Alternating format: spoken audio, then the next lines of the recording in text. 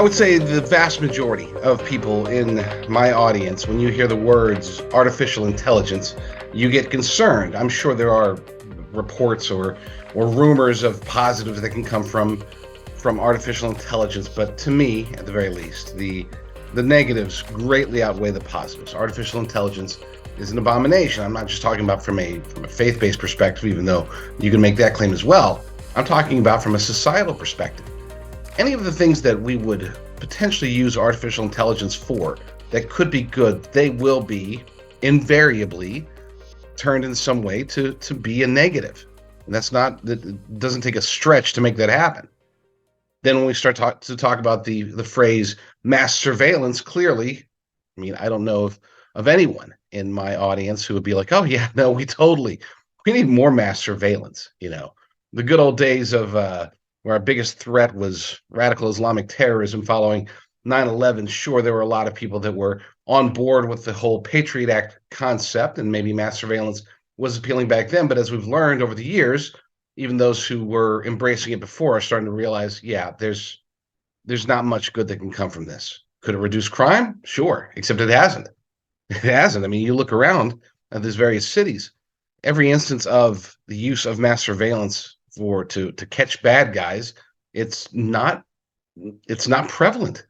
In other words, we're seeing an increase in crime in major cities across the nation, despite the fact that we have better technology. So you can't make that claim either. You could say, oh, but there haven't been any terrorist attacks, and I would argue that has nothing to do with mass surveillance. That has a lot to do with just the way that the ebb and flow of society goes.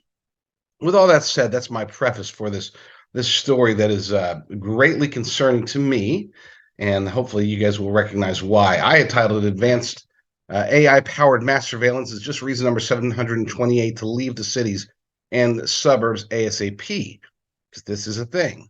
And we're not just talking about artificial intelligence meets mass surveillance. We're talking about an exponential increase in the power of mass surveillance through artificial intelligence. According to the article, this is an article by Ken Macon over at Reclaim the Net. His article is titled "Researchers Develop AI for Monitoring Real-Time Behavior of Citizens in Cities." Real-time behavior, that's the key here, because we already know there's mass surveillance going on. We already know that with facial recognition, there's artificial intelligence that is embedded into a lot of this mass surveillance. When you start to get into advanced artificial intelligence and more mass surveillance, that's where we get to this. According to the article, researchers at the Alan Turing Institute have developed an AI tool that can analyze people's behaviors in cities 400 times faster than current methods. Lead researcher Professor Mark Girolami said that the system combines machine learning and classical numerical models to allow large-scale behavior and analysis at city, regional, and national levels. The research has been published by the Proceedings for the National Academy of Science. It has examples like how traffic congestion measures can affect retail behavior in London. And that's always, whenever these scientists, and I think that the vast majority of them are true believers in the potential positives from the research. But whenever they give us examples, it's always a benign example. It's always like, oh, no, look, we can figure out how to make traffic reduced in London with this technology. They don't tell you about the other negatives that are associated with it. This is a quote from Girolami.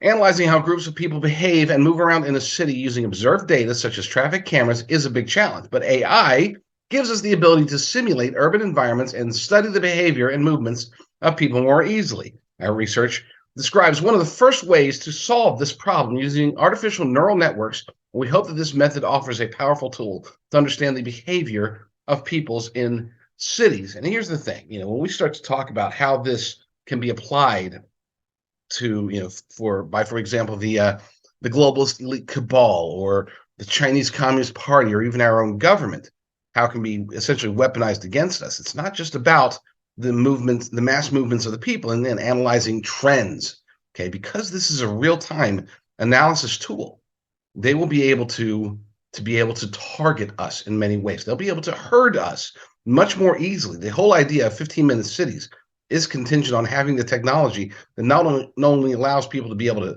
to walk around everywhere they need to walk, That's the simple part. That's, oh, we'll just make sure that everybody's just jam packed in this small area so that they have their schools, their hospitals, their grocery store, anything else they could possibly need. That way, they don't even need a car.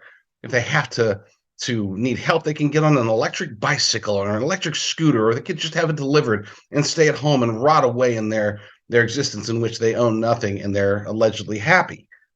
This takes that to the next level because it talks about being able to not only keep the people herded in together, be able to monitor them, in a very tight quarters in a very congested city. Folks, this is just another reason. Again, as I said in the beginning, this is just another reason amongst many, and more are coming, for all of us to make the move. Get out of the cities if you can. Get out of the suburbs if you can. The suburbs aren't going to be the safe haven that they've been for decades here in the United States of America. It really is time to spread out. We have lots of land in this nation. The globalist elite cabal are trying to herd us into small, compact areas so that they can more easily control us. We need to fight back, and the easiest way is to just not be where they are. I'm not saying that if you move out to the country that you're not going to face other challenges or that you'll be safe from the challenges that they'll pose, but they're just going to come after us last, and it will give us time to prepare, to mobilize if necessary.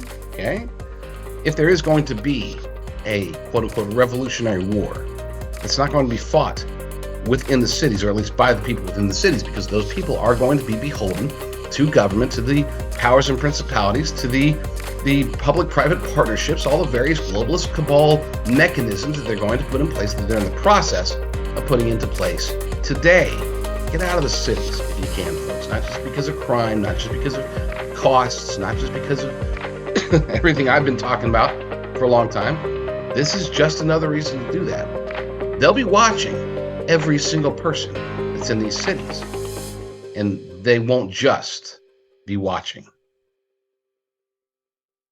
Hey, everybody. Thanks for watching this clip from the J.D. Rucker Political Report. You can see the full show, the premium version of the show, over at Red Voice Media. If you sign up for Red Voice Media, you be sure to use promo code JDR. You'll get not just my premium content, but also many, many, many awesome, amazing America First content producers, their premium content as well. So go to redvoicemedia.com, click on premium content, sign up, use promo code JDR, and I think you get a discount or something, so that's good.